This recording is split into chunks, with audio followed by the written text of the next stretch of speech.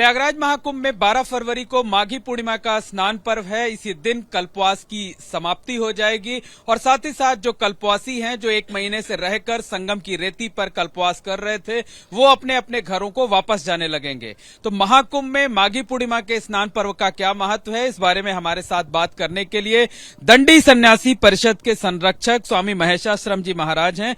महाराज जी, महाकुंभ की बात करें, महाकुंभ में माघी पूर्णिमा के स्नान पर्व का क्या महत्व होता है? देखिए, महाकुंभ हो या कुंभ हो या कल्पवास हो, पूर्णिमा का महत्व इसलिए है कि हमारे सनातन धर्म में क्रियावाद कर्मों में पूर्णाहुति का ही महत्व होता है और कल्पवास का पूर्णाहुति पूर्णिमा को होता है। और पूर्णिमा जो प्रयाग है, ये गंगा जी से अस्तित्ववान हुआ है, तो गंगा जी का पूजन करते हैं कल्पवासी। संगम में स्नान होता है, लेकिन संगम में से जल नहीं भरा जाता है, जल गंगा से भरा जाता है। तो फिर गंगा जी से प्रार्थना करते हैं, जाकर के पहले विभिन्न प्रकार के भोग बनाते हैं, गंगा जी को पूर्णिमा के दिन भोग लगाते हैं। फिर गंगा जी से क्षमा याचना करते हैं कि हम मनुष्य हैं, गलतियां होना स्वाभाविक है, इससे हमसे कोई त्रुटि हो तो हमें क्षमा करके हमें कल्पवास का फल प्रदान करें और पुनः अपने क्षेत्र में आने की आज्ञा प्रदान करें। ऐसा क्षमा याचना करके आकर के कन्या भोज करते हैं। कन्या भोज से ही समापन माना जाता है।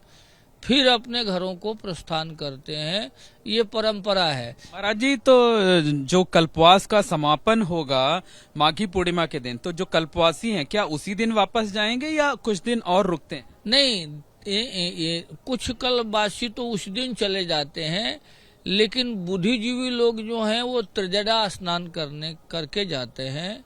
कि त्रिजटा नाम की एक राक्षसी थी जो भगवान श्री राम की परम भक्त थी, लेकिन वो राक्षसी थी, इसलिए उसको धर्म कर्म करने का सौभाग्य प्राप्त नहीं मिला।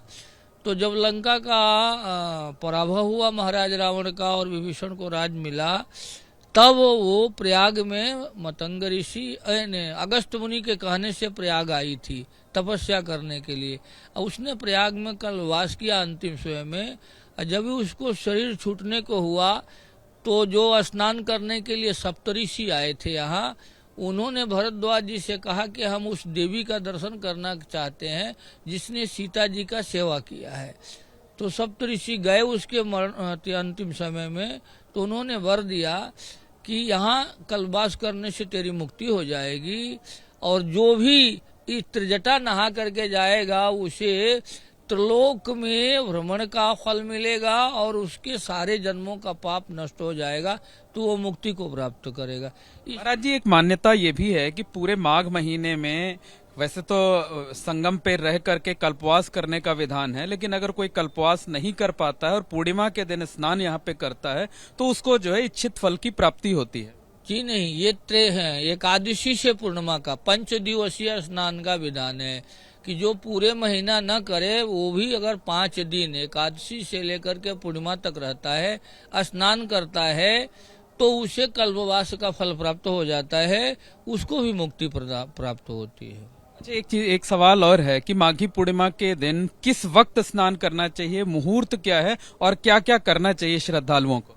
नहीं, ब्रह्म मुहूर्त जातो देवागड़ा, ब्रह्म मुहूर्त में ही देवताओं की विदाई होती है पूर्णिमा को, इसीलिए ब्रह्म मुहूर्त में करना चाहिए। समय गणना के अनुसार 3:27 से 5:34 तक ब्रह्म मुहूर्त माना जाता है। इसी के बीच में स्नान करें। क्या जाने विदा होते देवताओं का, किसी भी देवता का आपका स्पर्श हो जाए तो आपके जीवन मंगलमय हो जाएगा और आप का घर भी दरिद्रता से बच जाएगा और आपको मुक्ति भी प्राप्त होगी। इसलिए ब्रह्म मुहूर्त में स्नान करें। चावल और वस्त्र का दान करें, चावल और वस्त्र का दान करें। और जो भी अन्न लेके आते हैं आप, तो वो अन्न वापिस न ले जाएं, उसको किसी न किसी संत को, भिखारियों को दान करें और संत से 2 मुट्ठी चावल मांग करके ले जाएं।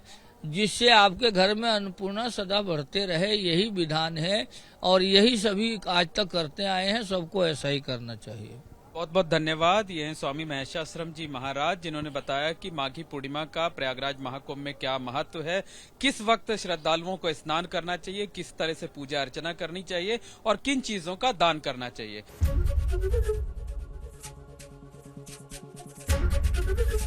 एबीपी गंगा, खबर आपकी, जुबान आपकी।